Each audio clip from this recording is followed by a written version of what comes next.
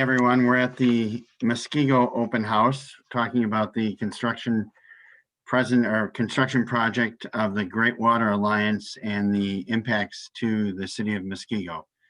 So that is what we're doing tonight. My name is Dan Dukniak. I am the general manager of the Waukesha Water Utility. I'll be talking about the need for a new reliable water supply for the residents of the city of Waukesha. Katie Richardson is the program manager for the design team, and she'll be talking to you about route and communications.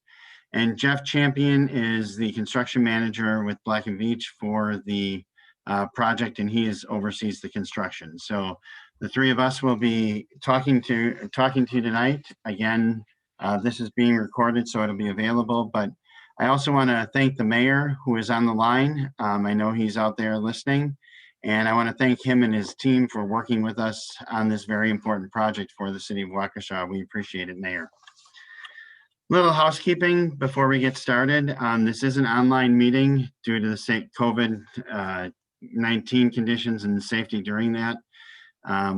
We have a large audience tonight, so everyone is muted, but we have found that these online meetings have been very, very helpful to people because we are able to record them. So if they can't see it at the time that we are started, we'll post it online. We'll have a link to it on the in your area section, and they'll be able to see that. They'll be able to go back and watch it at any time.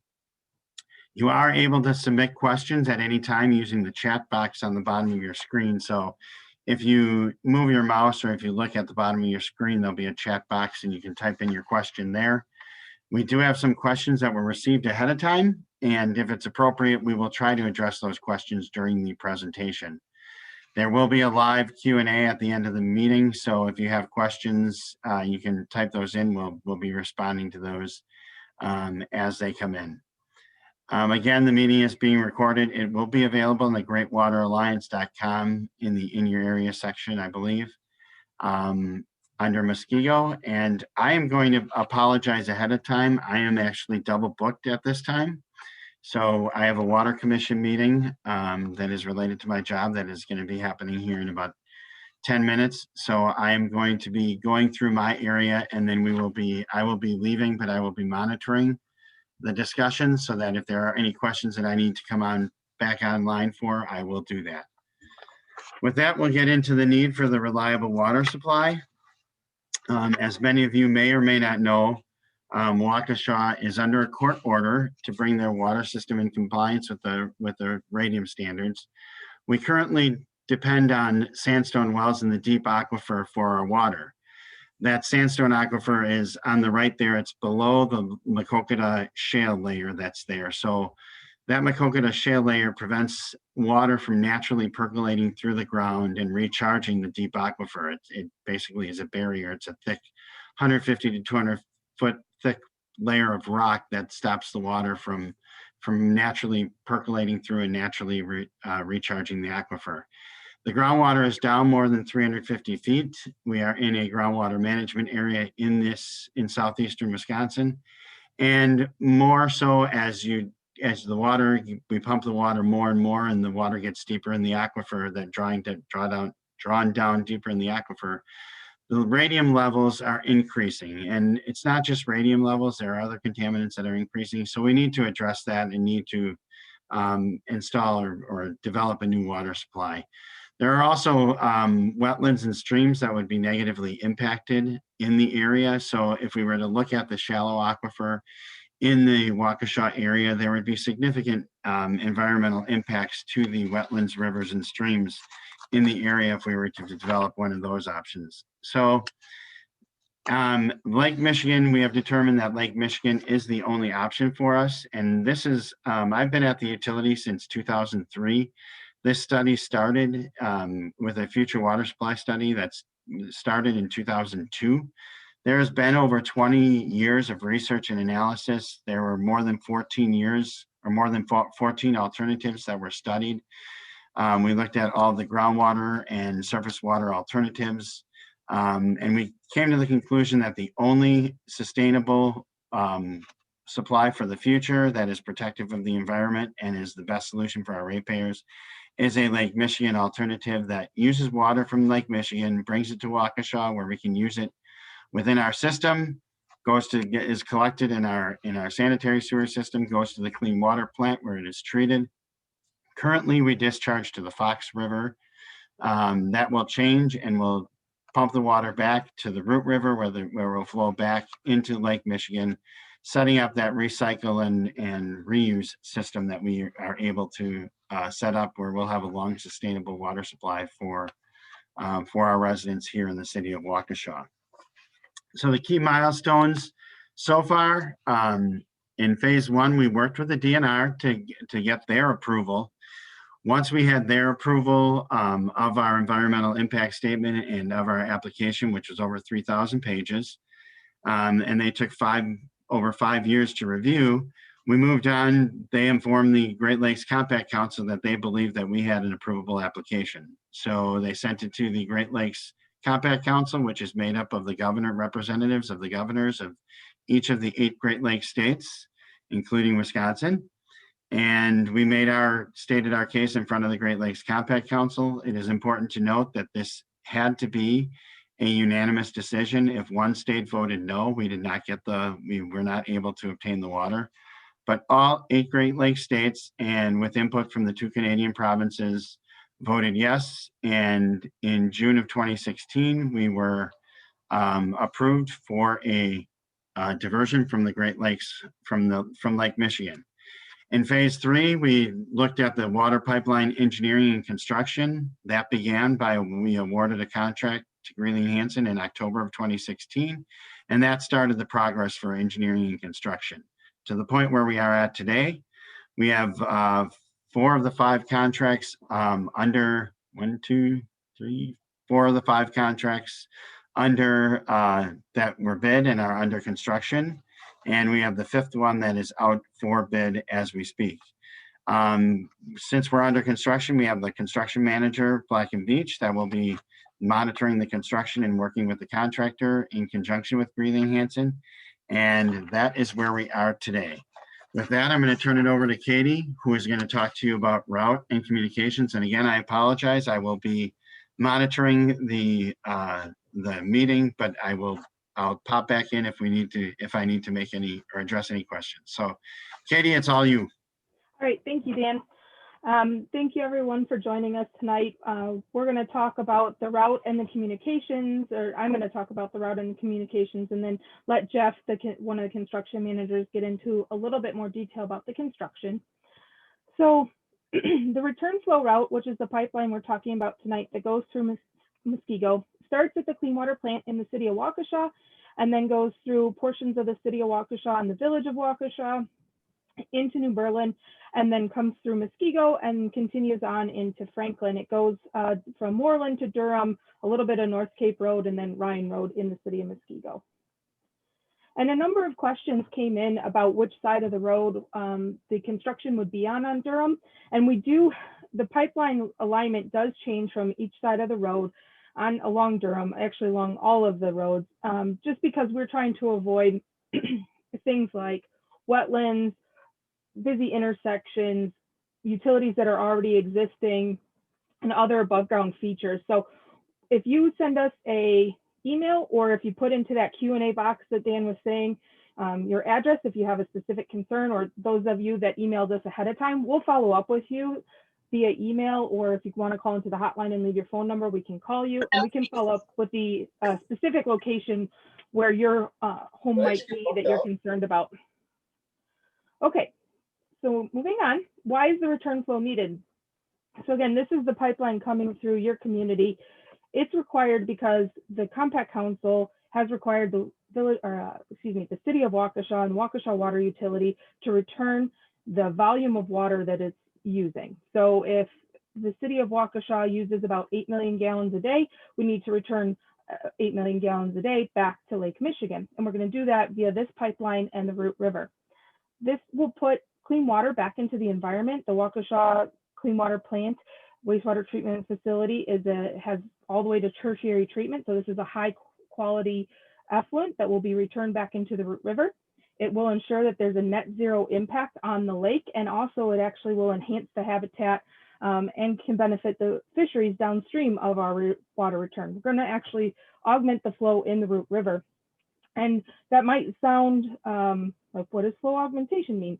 Currently, the Root River, where we're going to be returning the water, can get low levels and muddy, so it's hard for the fish to come swim upstream and spawn.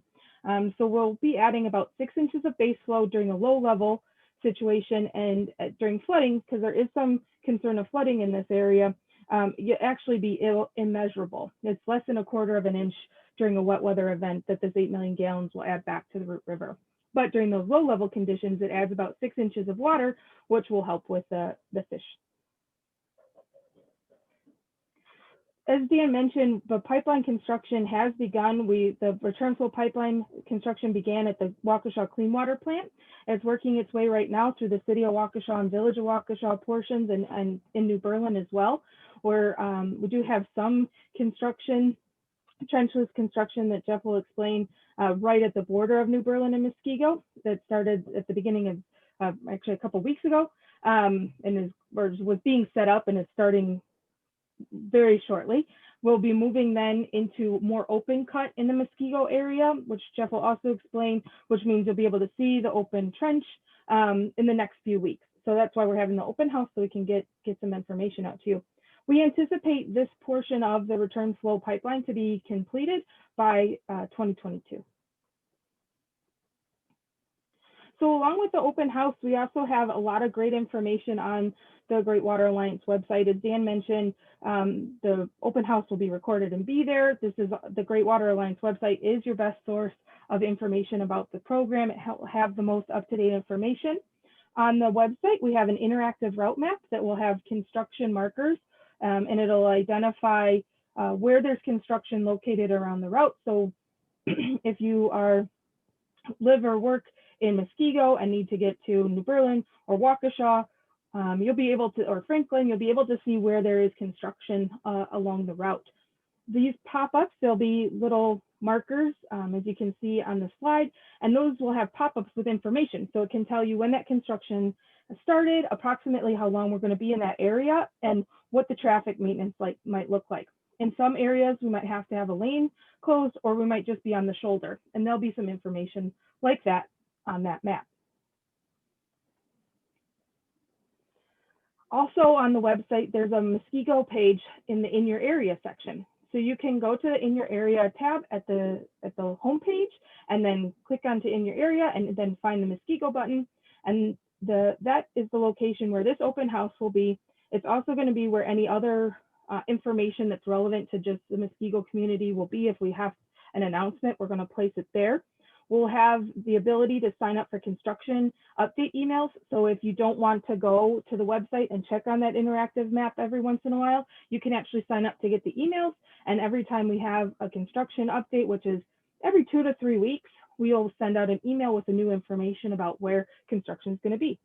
You can also find the detour maps here that are also on the interactive map. But if you come to the In Your Area, you can find detour maps here as well.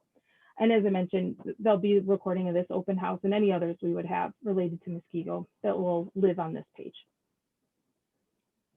We also have a couple other communication channels. We have a hotline, and that hotline is, you do leave a voicemail and then someone will return your call within 24 hours. So you can see that number there. If a question comes up, you can always call that hotline and we'll get back to you. You can also email us. As I mentioned, if you don't want to put in the Q&A chat box tonight, your address that so we can record it, you can always email us later or call the hotline and we can talk to you specifically about your concerns. And you can see that email address there. We also have social media. We have Facebook and Twitter, and we have a YouTube channel that has some videos about the program, the history of the program, and information related to construction. So you can follow those channels too, and you'll get updates about what's happening with the program. We also have a sign up for an e-newsletter on the Great Water Alliance website. It's a little different than the construction update. This e-newsletter has stories about the purpose of the program or what's going on at a higher level, and less specific information about construction, but more about what's going on in general with the program.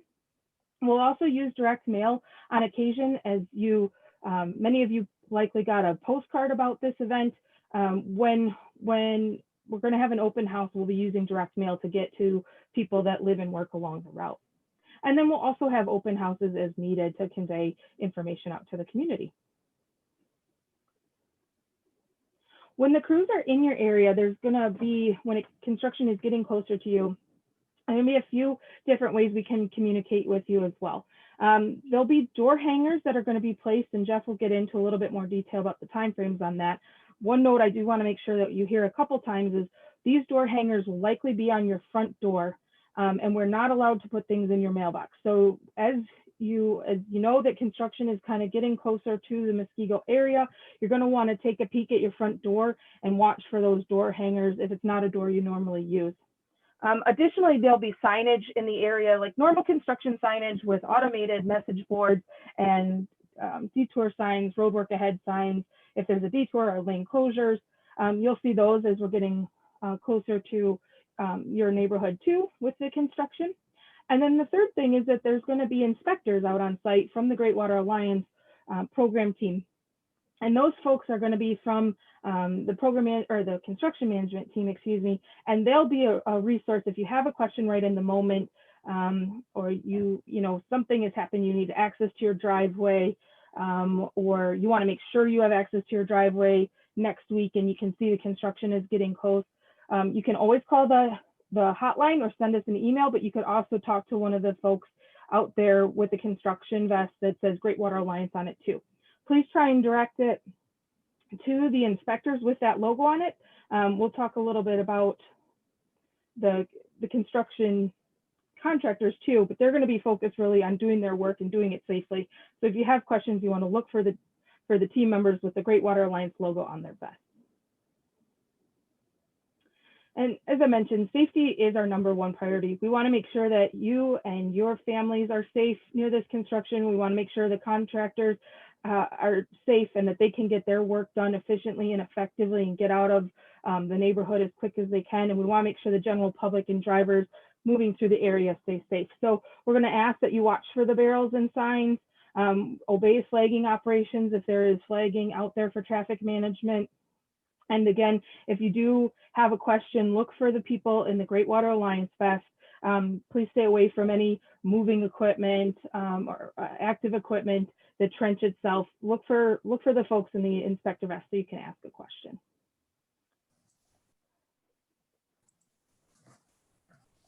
Okay, and with that, I'll turn it over to Jeff to get into a little bit more detail about the construction itself. Thank you, Katie. Good evening, everybody. Thank you for attending. Like Katie says, I'm Jeff Champion. I'm one of the construction managers on site that is doing oversight of quality and control and working with the contractors to get this project done in a timely manner. Like Katie said, she briefly touched on the route that we'll be running through Muskego. This is a high-level depiction of that route. The next slide here depicts a little more detail of where the specific route will run.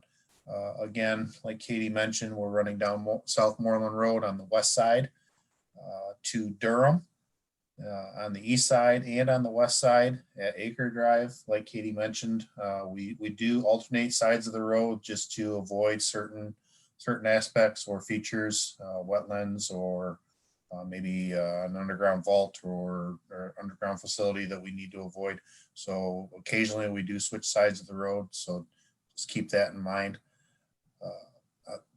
Again, as we continue down, there's a short stretch there on North Cape, and then on to Ryan Road, and on Ryan Road we're on the north side. Some key crossings depicted here. We do try to avoid opening an intersection if at all possible. So we do some specific construction techniques that'll help eliminate some traffic backups or congestion. So here at Durham and Highview and onto North Cape Road, there's some specific things that we'll be doing there, and I'll talk about those here in just a moment.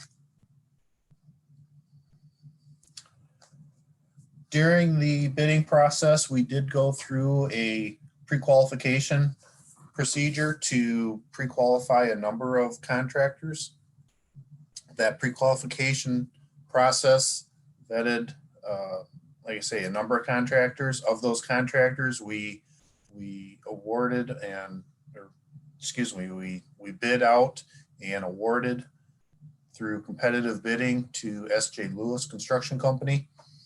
S.J. Lewis is a larger construction company who is familiar with a lot of the underground utilities and sewer work that we're doing, water mains, force mains, horizontal directional drilling, which is a very specialized type of construction, jack and bore tunneling, again, specialized means of construction. And that is one of the features that we're looking for this type of work. And that's why we went through that pre-qualification process. Again, S.J. Lewis is familiar with dewatering, wells and pumps, cleaning, grubbing, and traffic and truck driving, truck hauling. So all that is done in-house with S.J. Lewis crews. So that is one plus that we have one point of contact with that type of construction.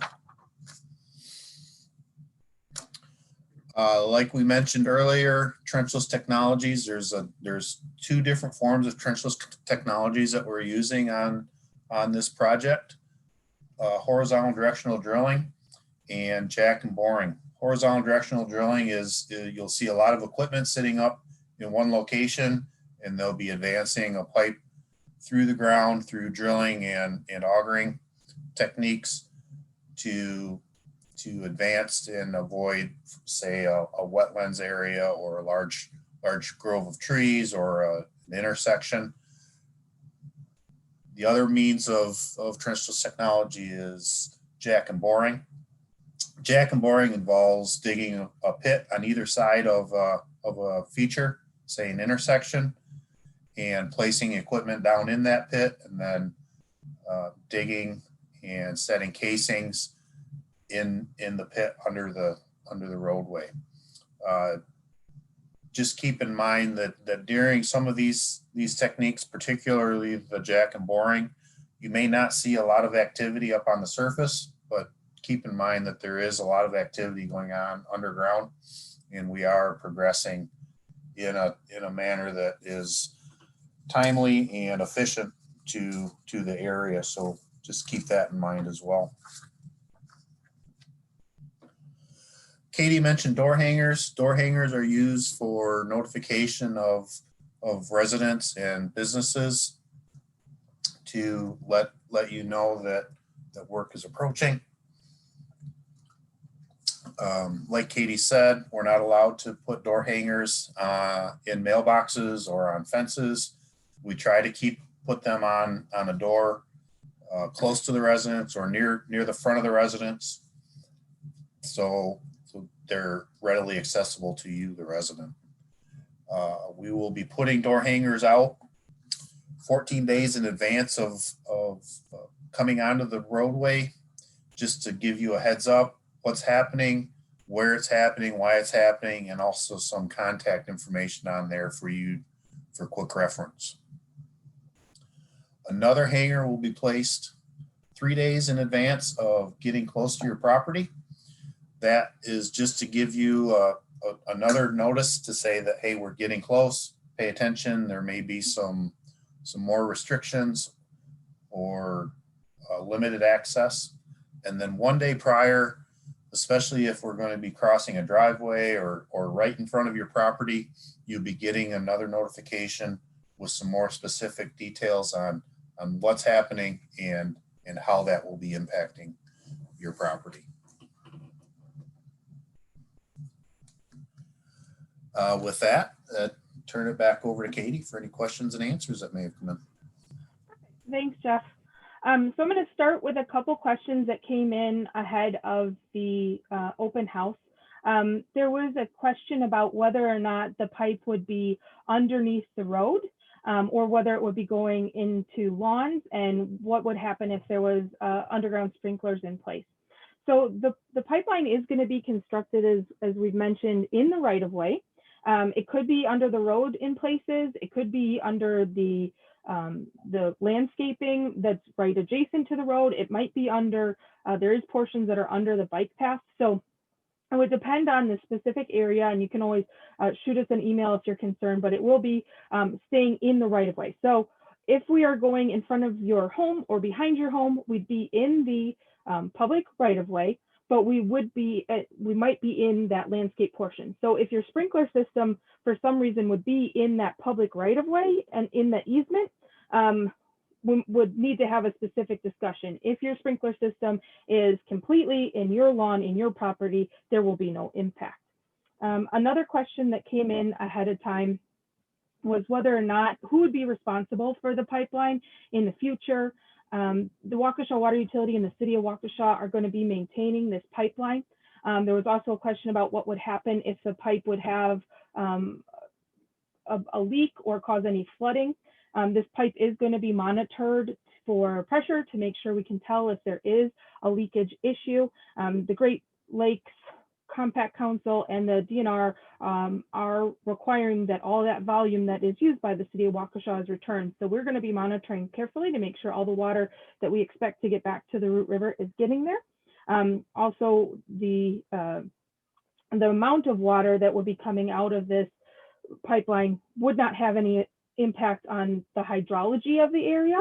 There might be some localized water, but because of that pressure monitoring we're doing, because this is the return flow and not the water supply, we're going to be able to turn off the return flow pipeline, the return flow pump station if we notice a drop in pressure to stop the water from flowing. So we'll be able to shut that down when we see a change in the pressure and reduce and mitigate how much flooding there is, reduce how much water is getting out of the pipe. One more question I want to just make sure, and then I'll jump over to the Q&A questions, is about the noise and vibration. There will be, as Jeff mentioned, there's a couple different types of construction going on in the city of Muskego. So there is going to be some construction noise in that right of way as we are using the equipment to put the pipe in the ground. We don't anticipate vibration. It might be closer to the jack and bores or the HDDs potentially, and those are in the more commercial areas of Muskego, but we don't anticipate any vibration. If you are hearing something, you can always, again, call our hotline so we can get somebody from Jeff and his team out to talk to you and see what is happening, or if it's close to your property and you don't mind popping out and talking to the inspector, look for somebody with the Great Water Alliance vest on. Okay, and again, if you have a specific question, we'll get back to the folks who asked specifically about their addresses with what side of the road's on, or if you want to put it in the Q&A, we'll be writing that down and then we'll get back to you. One of the questions that's come in is, how will the construction be handled at the roundabout at Moreland and Woods? And will the road be cut through? That's actually a great example of where we're going to be using Trenchless Technologies. We'll be HDDing underneath that roundabout so as not to impact the roundabout itself, and there'll be equipment on either side of it, but it will not impact traffic there in that location. There's another question about whether or not the bike path will be restored where the digging is required, and yes, all of whatever is out there, if we're underneath the road, we're going to be restoring the road. If we're underneath the bike path, we're going to be restoring the bike path. If we're underneath landscaping, we'll be restoring the landscaping. So whatever is out there right now will be restored back to that. And in places like the bike path and the road, we'll actually have brand new pavement, so it'll be slightly better than what's out there right now. There's another question about potential impact to the homes that are on well water right along the pipeline route. No, we do not anticipate any impact to the homes on well water right along the pipeline route. The depth of the pipe is average is approximately 6.5 feet to the top, so about 10 feet to the bottom of the trench, and we don't anticipate any impact. So if you have any more questions, can feel free to put them into the Q&A box.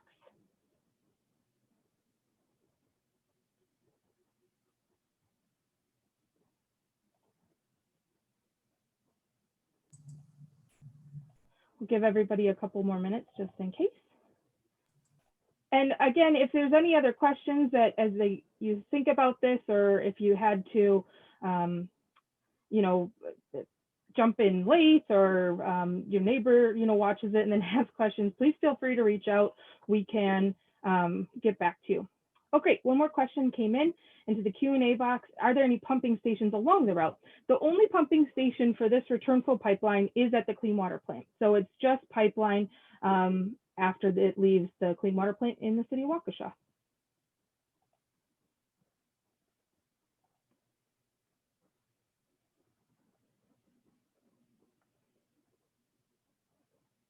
Oh, got a couple more coming in, great.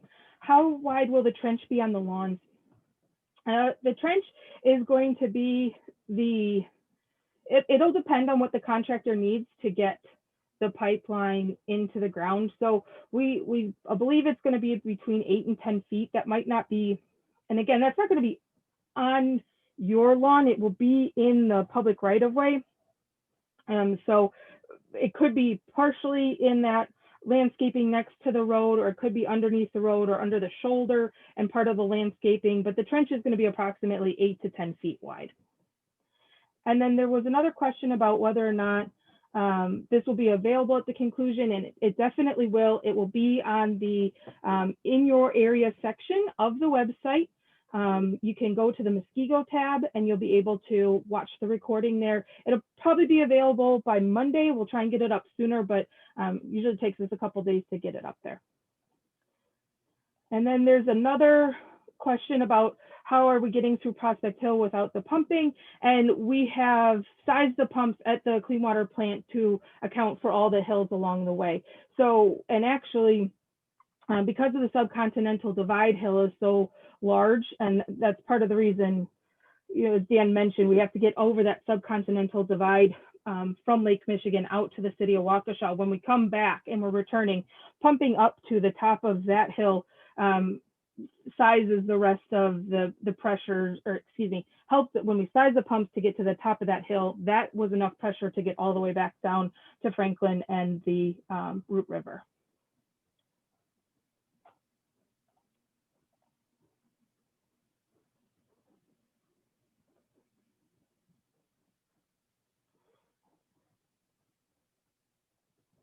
Give everybody a couple more minutes. And if there's no more questions, again, we really appreciate you signing up and logging in. And you can call our hotline. You can sign up for construction updates or the newsletter, or just check out the interactive map on the greatwateralliance.com. You can email us at info@greatwateralliance.com, or follow us on social media for updates as well. And again, this is Dan on behalf of the city of Waukesha and Waukesha Water Utility and the Great Water Alliance. I'd like to thank you all for coming and attending and all the great questions that you had. Thank you. All right, thank you.